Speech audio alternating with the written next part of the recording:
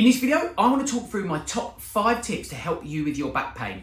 These are things that I hear in clinic and that I think fundamentally are wrong and actually can cause back pain to take longer to get rid of. So I want to give you those tips and tell you the 5 things that you should actually be doing if you want to get rid of your back pain. So firstly, if you're new to this channel, my name's Jon, I'm a sports injury therapist, and at this channel, I want to be doing 3 simple things. I want to help you understand your body better, get rid of your pain and weaknesses so you can strive forward and hit your health and well-being goals. But let's dive straight into these tips because we know that back pain is going to affect nearly everyone. So these are 5 of my most crucial tips and ultimately the things that I think people get wrong that stop them getting their back pain. And hang on until tip number 5 because this is where I've left it to the end because I get angry about this tip. So I want to make sure that you get all this information. But first of all, the first thing I hear is that people should stay still when they get back pain. For me, we actually want to do the opposite. If we stay still, that leads to static posture, which I think just compounds back pain and makes it worse. So you shouldn't just go and lay down and not move at all.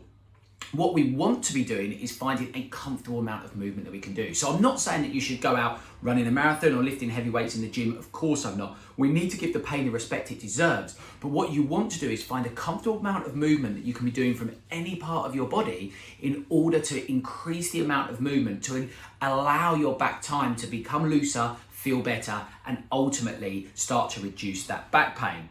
But tip number 2 is not finding out exactly what's causing your back pain because there are so many things that can be causing back pain. So if you are suffering with back pain and it's becoming particularly debilitating, it's vital that you understand what's actually causing it because the treatment that we would suggest or the techniques that we would use in order to get rid of back pain actually aren't the same for whatever is actually causing the problem. So for example, if it's a disc related issue, we would treat that differently to if somebody had a muscular related issue, or if we had a condition such as stenosis, a narrowing of the spine, or issues at the joints of the spine, we would treat that differently and recommend different exercises than if we had a disc issue. So if you are suffering with back pain, it's vital that you'll actually get an understanding of what's causing that back pain because then you can get the right exercises and the right treatment. It isn't a one-size-fits-all approach. Then moving on to my 3rd tip, and this is really just blaming the back. We have this back pain and therefore it must be the back that's the problem.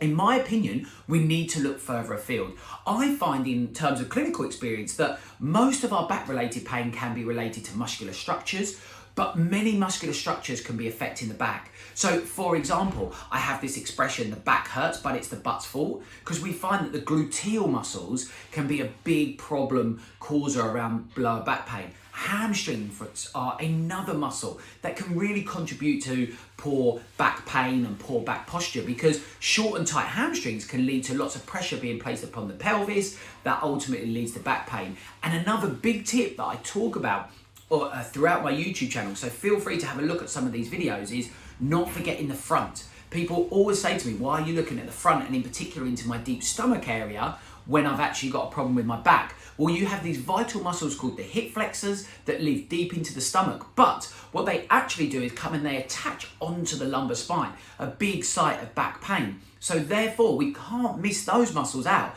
because we might be working away at the back, or you're trying to treat your back or put heat on your back, ice on your back, stretch out the back, whatever you might be doing. And it could just be these deep muscles living in the front. So what we need to do, and so points 2 and 3 are really linked in the sense that we want to make sure that we understand exactly what's causing the pain so that we can treat it correctly. And if it's being caused by some muscular structures, then we want to find appropriate stretching and strengthening work to truly get rid of that back pain. So moving on to tip number 4, and this is to be forgetting, or to not forget, I should say really, about the core stability system. So we have a protective system for our back. Our bodies were designed to have certain muscles that are there to stabilize our back and look after our back. And that's what we call the core stability muscles. And I talk a lot about core stability. In fact, I'll link to a video at the end of this video, which dives into more detail about core stability and gives you some exercises that you can work on. But we have this system in place. So if we are suffering back pain, it's a good thing to start to target that support system.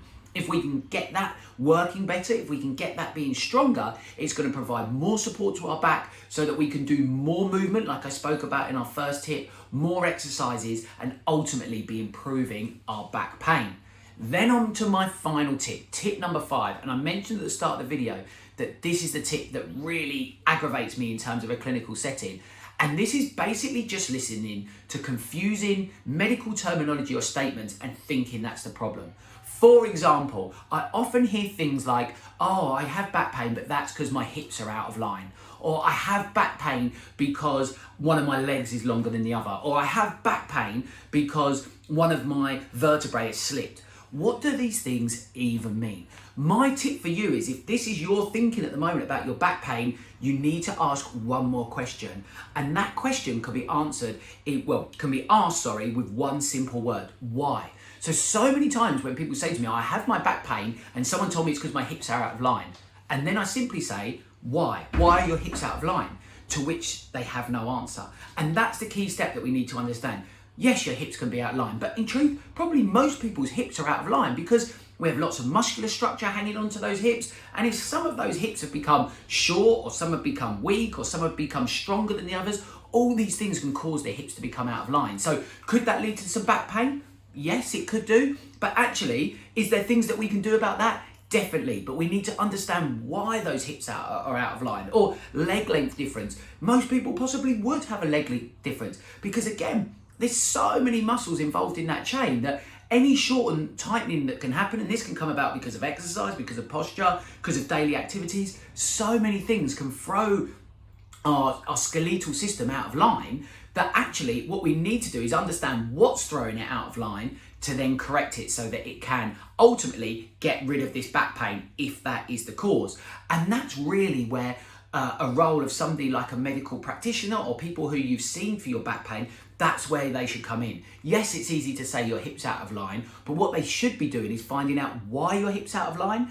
Therefore, we can create some correct stretches in order to improve that. So another thing, for example, is a muscle, and I talk about this in some of our other videos, is around the quadratus lumborum muscles. These are a deep muscle that actually hang on and attach to our hip and our lumbar spine.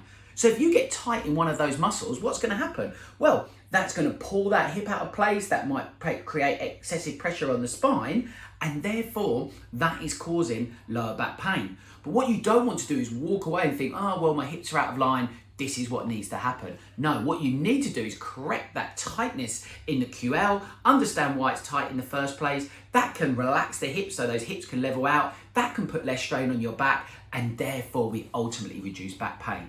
So I hope that's been helpful. As I said, as a quick summary, these are my 5 tips for really things that frustrate me in clinic that I see that people aren't addressing in order to get rid of back pain. So in summary, tip number 1, we don't want to just stay still. You want to find movements that we can comfortably do to not aggravate your pain, but just ease your body out of pain. Tip number 2, what we want to be doing is making sure that we understand exactly what's causing our pain so you can correct it properly. Tip number 3, you want to be making sure that you are not just blaming the back and you're addressing all the structures that are actually causing the problem. Tip number 5, make sure you're looking after your core stability system. And number 5, don't take medical terminology to be exactly as it should be. Ask the question why to get your answers. Has that been helpful for you? If it has, you can smash that like button to let me know this type of content you want to see. And while you're at it, hit the subscribe button so I can see you on the next one. See you then.